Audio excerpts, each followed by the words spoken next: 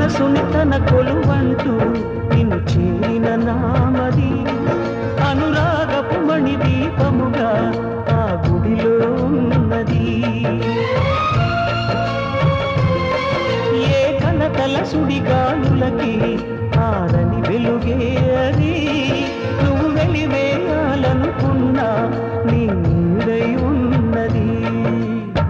ప్రాణమే ఇలా నిన్ను చేరగా తనువు మాత్రము శిలై ఉన్నది.